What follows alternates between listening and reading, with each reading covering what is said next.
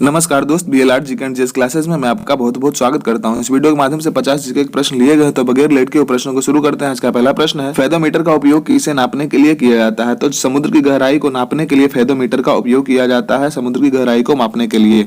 Mount Everest पर चढ़ने वाली प्रथम महिला कौन थी? तो जुंको तबई, जो कि जापान से थी। माउंट एवरेस्ट पर चढ़ने वाली मलेरिया मादा एनाफिलीज मच्छर से फैलता है, इसकी खोज सबसे पहले किसने की थी? तो रोनाल्ड रोश ने यह पता किया था कि मलेरिया मादा एनाफिलीज मच्छर से फैलता है। पीलिया रोग किसे प्रभावित करता है? तो पीलिया जो रोग होता है लीवरिज्म यकृत को प्रभावित करता है। न्यूक्लियस के बाहर डीएनए कहाँ मिलता है? तो माइटोकॉन्ड्रिया में न्यूक्लियस के बाहर जो डीएनए होता है माइटोकॉन्ड्रिया में मिलता है। भारत में वन अनुसंधान संस्थान कहाँ स्थित है? देहरादून, जो कि उत्तराखंड में स्थित है। पृथ्वी का पलायन वेग कितना होता है? तो पृथ्वी का पलायन वेग कितना होता है? 11.2 किलोमीटर पर सेकंड होता है पृथ्वी का पलायन वेग। अगर जो इतने स्पीड से किसी भी चीज को पृथ्वी से ऊपर फेंक दिया, वह पृथ्वी के ऑर्बिट से बाहर चला जाता है, फिर पृथ्वी पर कभी लौटकर नहीं आएगा। लैंप की बत्ती में तेल किसके कारण ऊपर चढ़ता है? तो केशिकत्व के कारण लैंप की बत्ती में तेल ऊपर चढ़ता है। पंचशील समझौता भारत और किस देश के बीच में हुआ था? तो चीन से हुआ था। भारत और चीन के बीच में पंचशील समझौता हुई थी, भारत और चीन के बीच में। सूर्य की ऊर्जा उत्पन्न होती है, किस कारण से उत्पन्न होती है? नाभिकीय संलयन के कारण सूर्य के द्वारा ऊर्जा उत्पन्न होती है। जैन अवेस्ता किस धर्म की धार्मिक पुस्तक है? तो पारसी धर्म की धार्मिक पुस्तक है जैन अवेस्ता। किसी तुल्यकारी उपग्रह की पृथ्वी की सतह से ऊंचाई लगभग कितनी होती है? तो 36,000 किलोमीटर जो होती है तुल्यकारी उपग्रह की ऊंचाई। बादल फटने का अर्थ क्या होता है? बादल फटने का अर्थ होता है भारी तूफान के साथ असाधारण रूप से बरसात होना। इसका मतलब ये नहीं कि ज्यादा पानी एक जगह गिर जाता है, बहुत तेज बारिश होती है, इसका मतलब सिर्फ यही है। विश्व की सबसे बड़ी मीठे पानी की झील कौन सी है? सुपीरियर जो लेक है विश्व की सबसे बड़ी ताजे पानी की मीठे पानी की झील है।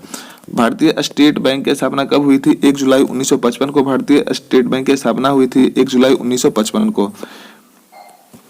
विश्व में हरित क्रांति के जनक कौन थे? नॉर्मन ई बोरलॉग जो है विश्व के हरित क्रांति के जनक माने जाते हैं। दिल्ली के प्रसिद्ध जामा मस्जिद का निर्माण किसने करवाया था? शाहजहां ने करवाया था। दिल्ली के प्रसिद्ध जामा मस्जिद का निर्माण शाहजहां ने।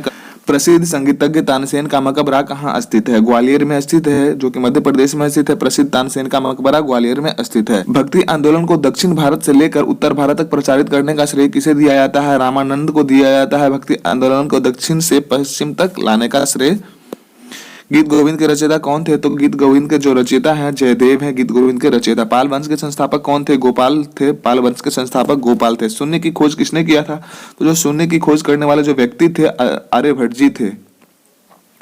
किस शासक ने गंगा एवं सोन नदियों के संगम पर पाटलिपुत्र नामक नगर की स्थापना की थी? उदयीन ने गंगा और सोन संगम पर पाटलिपुत्र की स्थापना की थी। गंगा और सोन नदी के संगम पर पाटलिपुत्र का स्थापना करने वाले उदयीन थे। राष्ट्रमंडल खेलों का प्रथम आयोजन कब हुआ था? तो 1930 में राष्ट्रमंडल खेलों का आयोजन जो कि कनाडा में हुआ था, 1930 में हुआ था। हवा महल कहाँ स्थित है? तो हवा महल जयपुर में स्थित है, राजस्थान के जयपुर में स्थित है हवा महल।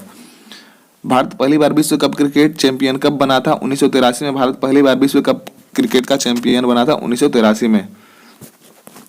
टेनिस में ग्रैंड स्लैम जीतने वाले प्रथम जो भारतीय खिलाड़ी थे कौन थे? महेश भूपति थे। माउंट एवरेस्ट फतह करने वाली प्रथम भारतीय महिला कौन थी? बछेंद्री पाल जो थी माउंट एवरेस्ट पर चढ़ने वाली प्रथम भारतीय महिला। आधुनिक वर्गीकरण का पिता किसे कहा जाता है? कार्ल लिनियस को आधुनिक वर्गीकरण का पिता कहा जाता है, कार्ल लिनियस को। जीवाणु की खोज किसने किया था? जीवाणु की खोज करने वाले ल्यूवियन हॉक थे।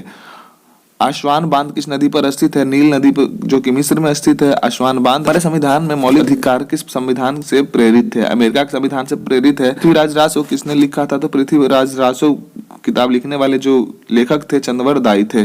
किसने 1793 ईस्वी में अस्थायी बंदोबस्त की पद्धति लागू की थी? लॉर्ड कॉर्नवालिस ने।